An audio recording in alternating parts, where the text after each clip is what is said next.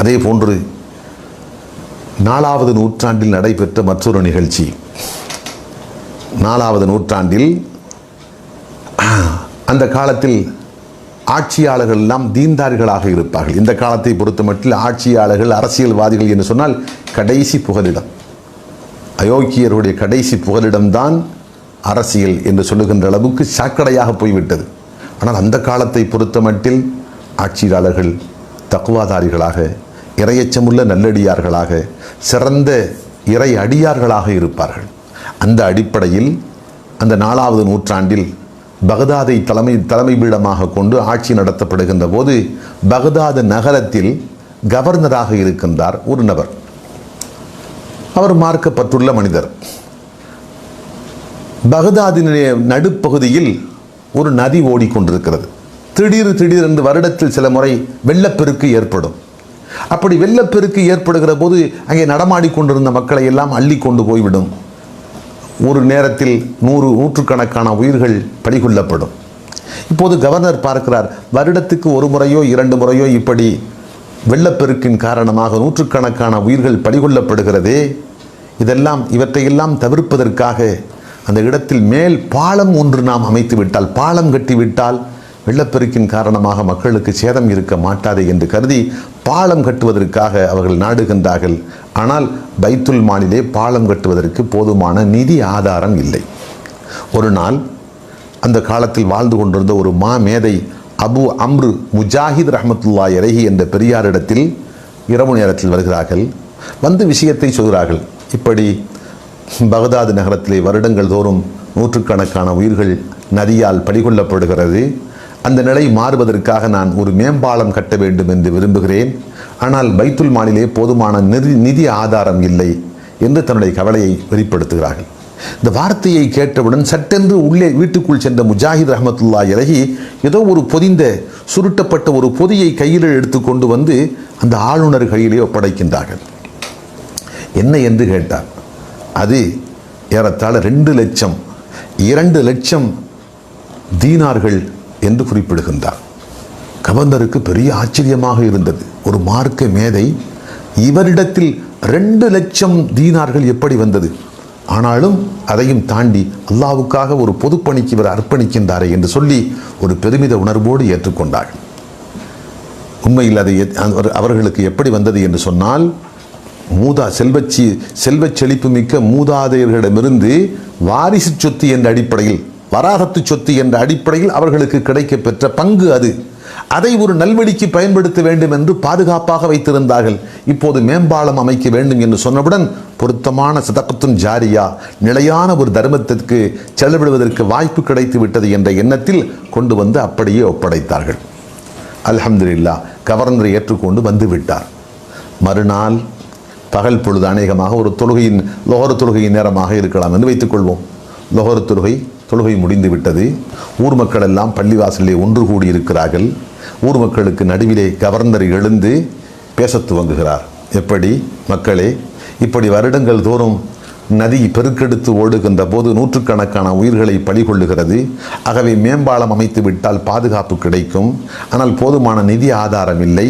ஆகவே பொதுமக்களிடத்தில் நான் உதவி கேட்கிறேன் என்று சொல்லி உதவி கேட்கிற போது தன்னையும் அறியாமல் ஒரு வார்த்தை அங்கே சொல்லிவிட்டார். என்ன வார்த்தை சொன்னார்? கடந்த இரவு கூட நான் முஜாஹித் ரஹ்மா அவருடைய வீட்டுக்கு சென்றிருந்தேன், விஷயத்தை சொல்லி காண்பித்தேன். அப்போது 2 லட்சம் தீனார்களை எடுத்து கொண்டு வந்து இந்த பொதுப்பணிக்காக என்னிடத்தில் திறந்த உள்ளத்தோடு ஒப்படைத்தார்கள் என்று அந்த அறியாமல் இந்த விஷயத்தை சொல்லிவிட்டார். அந்த வார்த்தையை கேட்டவுடன் அங்கிருந்த அத்தனை பேருக்கும் அந்த நல்லடியார் மீது இன்னும் உயர்ந்த மதிப்பு பன்மடங்காக பெருகுகிறது. ஏற்கனவே அவர் கல்விமான், சிறந்த ஒரு மார்க்க மேதை என்ற அடிப்படையில் உயர்ந்த மதிப்பு இருந்தது.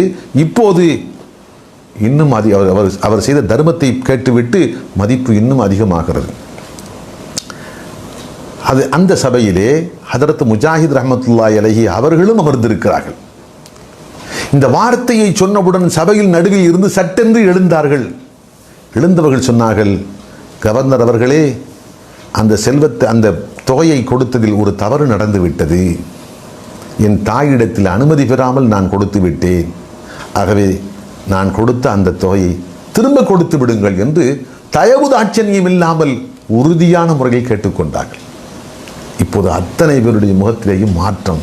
சற்று முன்பாக அவர்கள் செய்த தர்மத்தை கேட்டுவிட்டு மகிழ்ச்சி அடைந்த அத்தனை பேரும் கொடுத்த தர்மத்தை திருப்பி கேட்கின்றாரே என்று எல்லோருடைய உள்ளத்திலேயும் இனம் புரியாத ஒரு அதிருப்தி. ஆனாலும் ஹதரத் முஜாஹித் ரஹ்மத்துல்லாஹி அலைஹி வலுக்கட்டாயமான முறையில் அதை கொடுத்தே தீர வேண்டும் என்று கட்டாயப்படுத்துகிறார்கள். வேறு வழி இல்லை. ஆளுநருக்கும் வேறு வழி இல்லாமல் பெற்று சென்ற அந்த செல்வத்தை எடுத்து கொண்டு வந்து சபையிலேயே ஒப்படைக்கின்றார்கள். அன்புக்குள்ளே சபை முடிந்து விட்டது. அன்று இரவு நடுநிசி நேரம், கடுமையான இருள் சூழ்ந்த ஒரு இரவு. கவர்னர் உறங்கிக் கொண்டிருக்கிறார். நடுநிசி கழிந்த பின்னிரவு நேரம் கவர்னருடைய வீட்டு கதவு தட்டப்படுகிறது. இந்த நேரத்தில் யார் வந்து தட்டுவது என்று சந்தேகப்பட்ட அவர் எழுந்து வந்து கதவை திறக்கின்றார். முஜாஹித் ரஹ்மத்துல்லாஹி அலைஹி நின்று கொண்டிருக்கிறார்கள். என்ன விஷயம் என்று கேட்டார்கள். கையிலே அதே 2 லட்சம் தீனார்கள் கொண்டு வரப்பட்டிருக்கிறது. சொன்னார்கள், அல்லாவுக்கும் உங்களுக்கும் தெரிந்த விஷயமாக இருந்த அந்த தர்மம், ஆனால் பொதுமக்களுக்கு முன்பாக போட்டு உடைத்து விட்டீர்களே. நான் செய்த அந்த தர்மம் அல்லாவுக்காக, அல்லாவுடைய பொருத்தத்துக்காக நான் செய்தேன்.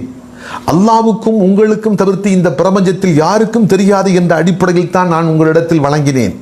ஆனால் நீங்களோ பொதுமக்களுக்கு முன்பாக நான் பெரும் தர்மம் செய்ததாக சொல்லி என் தர்மத்தினுடைய அந்த இஹ்லாஸையை அழித்து விட்டீர்களே. ஆகவே என் தாய்க்கும் இந்த பணத்துக்கும் எந்த சம்பந்தமும் இல்லை. முழுக்க முழுக்க அது எனக்கு சொந்தமான பணம் தான். என் தாயிடத்தில் அனுமதி கேட்க வேண்டும் என்ற அவசியமே இல்லை. ஆனாலும் வேறு வழி இல்லை. கொடுத்த அந்த பணத்தை திரும்ப பெறுவதற்கு என் தாயினுடைய பெயரை பயன்படுத்த வேண்டிய ஒரு நிர்பந்தமான சூழ்நிலை. ஆகவே என் தாயின் அனுமதி இல்லாமல் கொடுத்து விட்டேன் என்று சொல்லி அந்த பணத்தை உங்களிடத்தில் நான் திரும்ப பெற்றுவிட்டேன், வாங்கிவிட்டேன். இப்போது நான் கொண்டு வந்திருக்கின்றேன். இப்போது சொல்லுங்கள், ஒரு நிபந்தனை. அல்லாவுக்கும் உங்களுக்கு மட்டும்தான் இது தெரிந்ததாக இருக்கும். யாருக்கும் இந்த செய்தி, இந்த ரகசியம் வெளியிலே கசிய மாட்டாது என்ற நிபந்தனையோடு தாங்கள் ஏற்றுக்கொள்வதாக இருந்தால் இதை மீண்டும் தருவதற்கு நான் தயாராக இருக்கிறேன் என்றார்கள். கவர்னர் 2 கரம் நீட்டி சந்தோஷமாக வாங்கி கொண்டார்.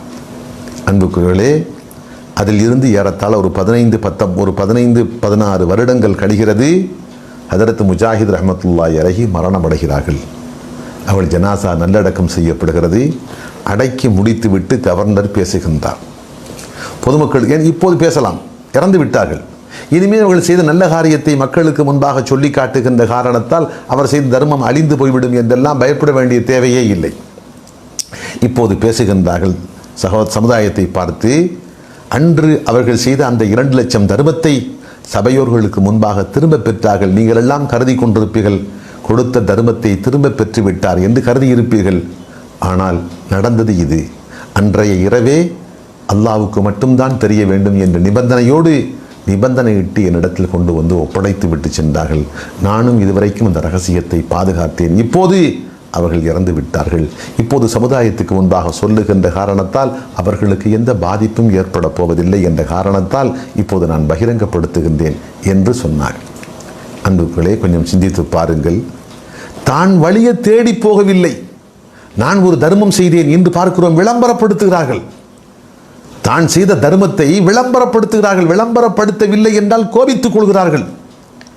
நான் செய்த தர்மத்தை ஏன் சொல்லி காட்டவில்லை, எனக்கு ஏன் பாராட்டு விழா எடுக்கவில்லை, தனக்கு தான் செய்த நல்ல காரியத்துக்காக தனக்கு பாராட்டு விழா சமுதாயம் எடுக்க வேண்டும் என்று எதிர்பார்க்கிறார்கள்.